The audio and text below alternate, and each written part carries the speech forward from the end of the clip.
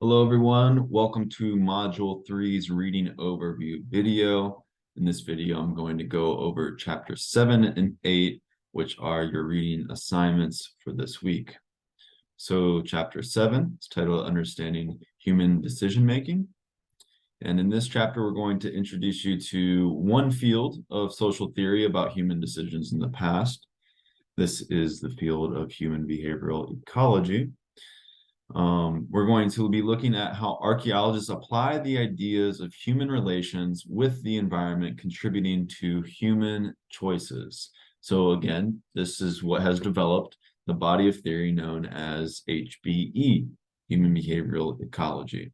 We're going to consider choices and the impacts of other societies around us, as well as the impacts on the environment around us.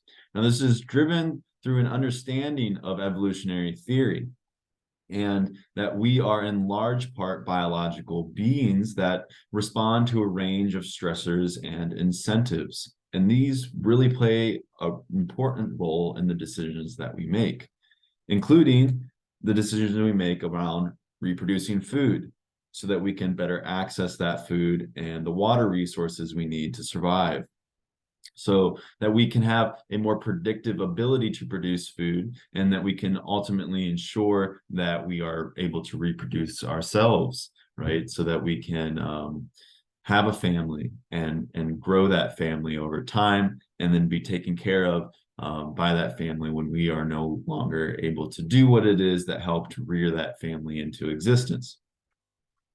So what does that mean for human beings?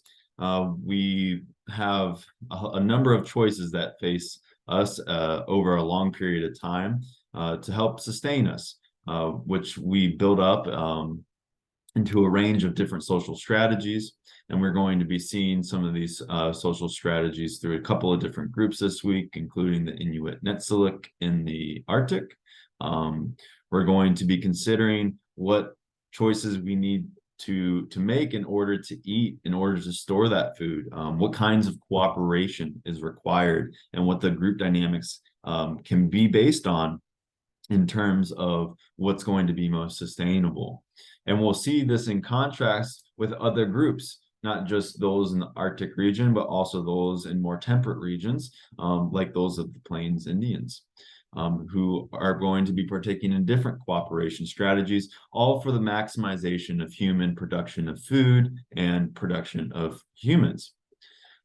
So we're also going to be considering how all of these human decisions are interpreted and understood by archaeologists who are looking at the material remains and the results of all of these social behaviors and decisions that were made in the past.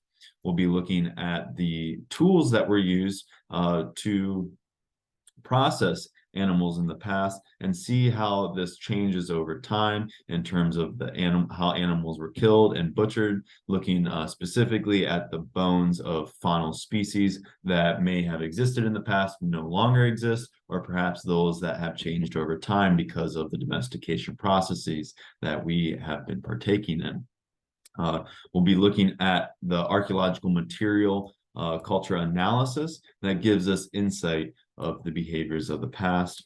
And in particular, zooarchaeology. This is the particular subfield of archaeology that looks at the faunal remains, the remains of animal bones, and studies how the animals both lived and how they were killed, and what sort of processing may have occurred thereafter, and giving us insight into the decisions that were made in order to kill an animal. And so this is going to be building on some of the understandings that we've already been introduced to, like that of lithics and ceramics. We know that lithic materials as well as ceramic materials are interpreted in the material culture analysis, but now we will be seeing how animal remains and bones in general are analyzed by archaeologists. And this is going to give us more diversity in terms of knowledge on the social choices and the decisions that humans had to face in the past. And we'll be looking at a few other examples of this, whether it's coming from a 19th century village in Scotland, or the traditional and archaeological villages in Fiji, or even the communities that existed in the Amazon basin in South America. Moving on to chapter 8, this is entitled Producing Food. We're going to be thinking about choices that humans made in order to produce domesticated food options, and how a lot of times this is coming at the result of some unexpected consequences, and how food early on in a horticultural practice was oftentimes harnessed and understood because of not intentional purpose of trying to grow more food resources, but observation of how some harvesting of wild food progenitors may have then led to the reproduction of those same food resources. And picking up on that process of harvesting and replanting so that another harvest can come is some of the early indication of domestication processes beginning. So we'll be thinking about how domestication happened, how we know that it happened, and we'll be looking at an early group in which this occurred in. This is the Natufian group in the ancient Near East of the world, in the areas near Arabia and the Middle East. We'll be looking particularly at some morphological changes of plants and how we are able to track the domestication process of plants, looking at these morphological changes, including the toughness and plant parts like the rachis and the stalk of cereal grains like wheat and barley and rice. And we'll be looking at how many plants come to change their seed form as well as their fruit form, and that these are the parts of the plant that are becoming the domesticated foods that we eat, even still today. And we'll be looking at how the size of these plant parts, the seed size and the fruit forms ended up changing. And this is an indication for archaeobotanists. These are the people that are looking at the plant evidence and the plant remains in archaeological context, for evidence of early food production.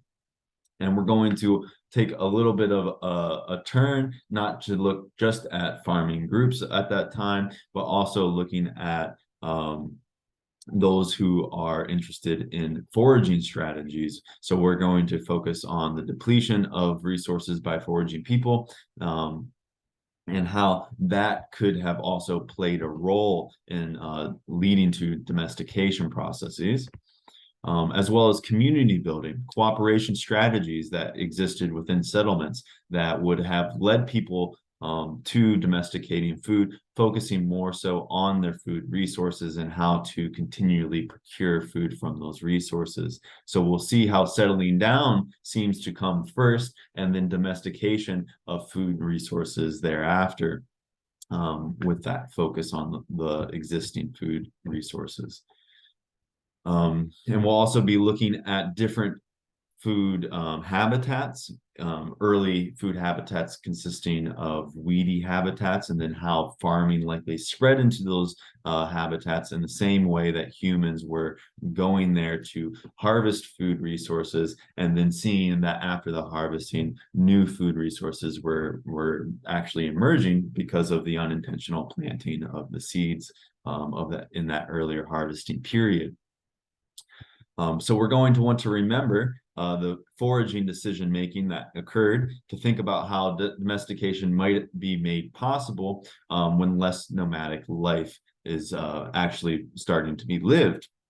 And we'll also be thinking about questions that this raises, such as why communities at the beginning of the Holocene, when you have such a climactic and environmental change into the newly found fields that were existing during that period of time, and how things like feasting and cooperative strategies of food sharing and potluck style of eating and food distribution aided in our desire as communities to control food production. So we'll be looking at all of these different factors playing into food and domestication processes. We'll be looking at the landscapes that were changing. We'll be looking at the societal and group community dynamics that were changing. We'll be looking at the physical forms of plants themselves and animals themselves that might have been changing during that time. And all of these playing a role in the decisions that humans were making to continue